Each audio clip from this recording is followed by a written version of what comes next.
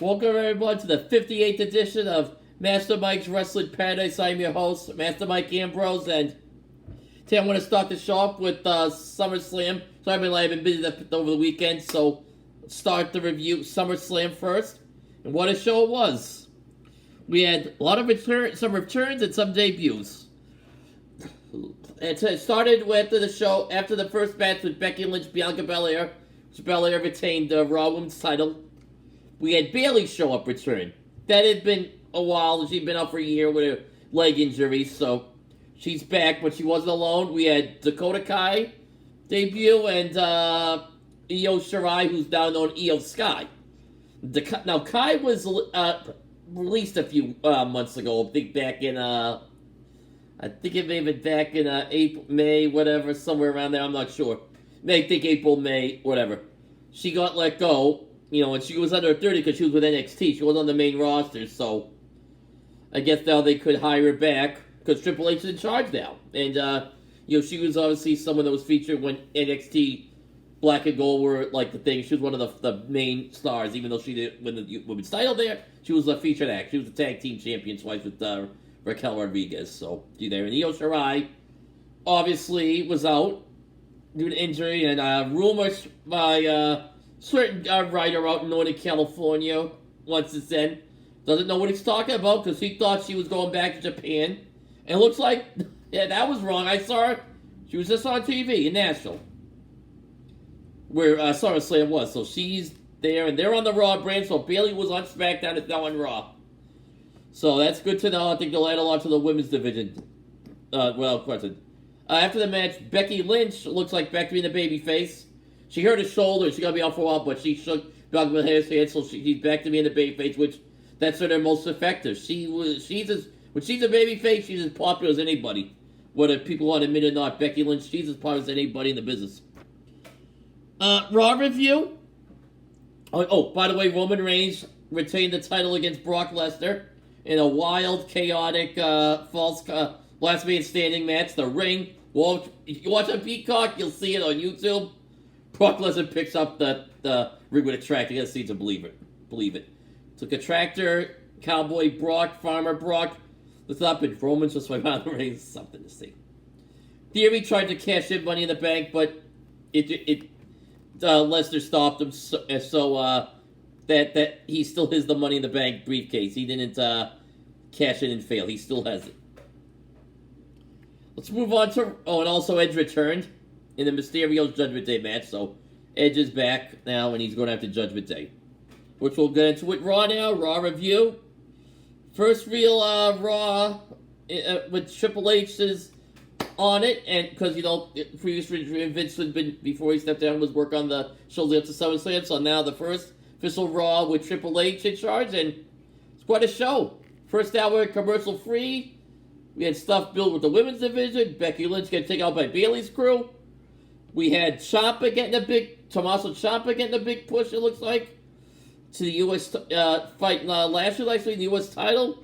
So a great three-way with AJ Styles, Miz, and Ali. Another great one with Ciampa, Ziggler, and Gable. And good to see Chad Gable get singles time. He'd been the Alpha Academy, so hopefully he gets a singles run now with Triple H in charge. We also... And that was, like I said, and Ciampa and AJ won their respective matches, and Ciampa beat AJ Styles in the match to become the number one contender to Lashley. They're in Cleveland next week, and we know another person from Cleveland that could be returning at night, is rumored. He's a free agent, Johnny Gargano, and who knows? Let's see what else we got here. We had Bianca Belair and Io Sky, great match. They had interference because they're setting up Bayley. They didn't want to, obviously, you don't want to bury anybody in there. You want to keep everything strong. And they had like a pull-up part because before that match, Bianca Belair Sky match, it was Alexa Bliss and Asuka. They were having the match, and Bayley, Dakota, and Io all interfered. So that set up next match when Bianca came out. Actually, it was that was a while later. But after that, Io came out during the match, and Dakota and Bayley are interfering. All of a sudden, Asuka and Alexa show up, and we had like even the odds a bit, and then it turned into like a big Donnybrook where both sides were fighting. So I don't know if it's gonna be a six-woman tag next week. Could be, or I don't know, because we're gonna see individual match. All the way it looks like, that's Raw Women's Division with those 6 alone, or you have like a Raw 6. They just have the SmackDown 6 going too. You got like a good core right there, even with Becky Lynch out. You also have Rhea Ripley and Judgment Day, and there's a lot of stuff involving the women on that side. So we can see the next 3 months with people moving around, with drafts and such. What else? Oh, the main event was Usos and Rey Mysterio's. Great match. Usos retain. And Judgment Day comes in, and Edge came out and saved the Judgment Day. No, not Edge. Saved the Mysterios from Judgment Day. And Edge is going for a spear on Balor, but Rhea Ripley from the outside pushes Dominic into Balor. Balor was on the wing, and Edge speared Dominic Mysterio accidentally. So, and it ended with Rey looking over Dominic and wondering, setting up what's going to happen in the next couple weeks with that feud. So it looks like Judgment Day against Edge and the Mysterios. It looks like coming up. Let's see. NXT preview tonight. NXT 2.0. 2 tag team title matches, because we got the women's tag team titles are going to be thing we saw last week. They've been vacated, with Cora Jade, turned heel on Roxanne Perez, and they threw it in the garbage can. So we also had, last week they did a thing where Roxanne brought out WWE Hall of Famer Legend Blaze. I call her Medusa, because to me that's what she was most known as, Medusa.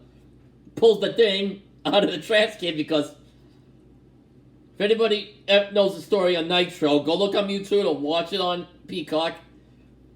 Medusa, when she was holding the braids, had the WWF Women's title, old one, it's a pink one, throws it in the trash can on Nitro. At the time, he thought that's career killing, that she'll never work for WWE, making the appearance WWE can, but never say never. 20 years later, she gets inducted to the Hall of Fame. Now she's making appearances with him, so can't tell that. And hats off to Triple H, he probably smoothed that over, so, everything will be alright, back then. So, that's that. We also have, the women in the match is Toxic Attraction, Gigi Dolan and JT Jane, Katana Chance and Katie Carter, Yulissa Leon and Valentina Feroz, and Ivy Nile and Pex, Tatum Paxley, I believe. Tatum Paxley, that's her name. Now, I gotta look up that name, but I know it's Tatum Paxley. No, she has brown hair, so I'm sorry. Got that name kind of confused with Fallon Henley, who's obviously, but Tatum Paxley. Sorry. Also, Mandy Rose and Sarray in a non-title match, and we'll see because happens there, because Sarray actually entered the challenge, and Mandy technically a few weeks supposed to be defended against Zoe Stark in NXT Heatwave. And, who knows? Toxic Cat could be called up. I think they could be called up to SmackDown in the next month if they lose if they don't have any titles by the end of the month. Because I think SmackDown needs Liv Morgan needs some challenges for SmackDown. SmackDown needs some new women on that side. And, Carmelo Hayes, North American title open challenge. And Bron Breakker and JD McDonagh in a face-off. Face-to-face talking to each other. Okay, let's see. Oh, it's 7, a little after 7. It's at 7:05 right now on the East Coast. So, one more thing before I get going. I've been reading this book lately. The Rustlers by Dan Murphy and Brian Young. Forward by the Sinister Ninja James Mitchell. This book is all about, not necessarily the biggest stars. Well, some are big stars in this book. But like wrestlers that were like the wrestlers that's always had great matches and stuff.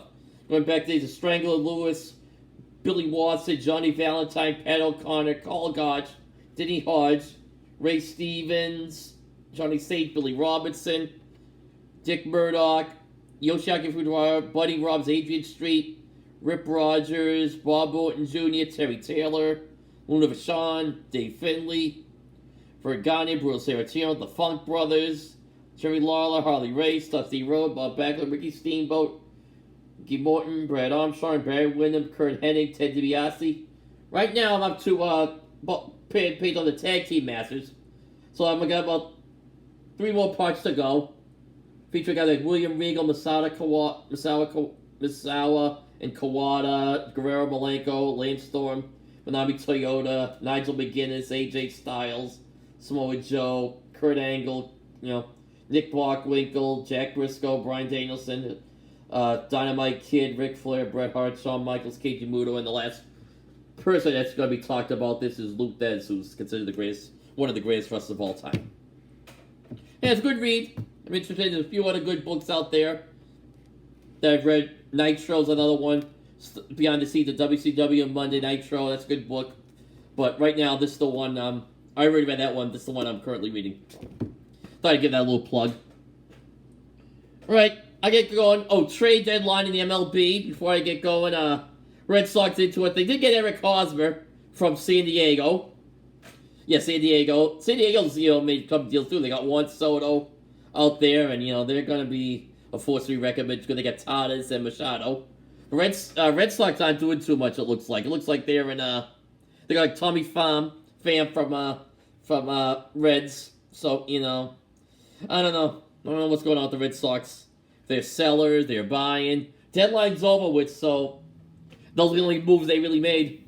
They trade Christian Vasquez to the Astros. Yes, right before the game starts, he's out there and they trade them. Because they were in Houston, oddly enough, so that's how that goes. Okay, I'll see you. I'll be talking to you in a few days, right? Take care. Bye-bye.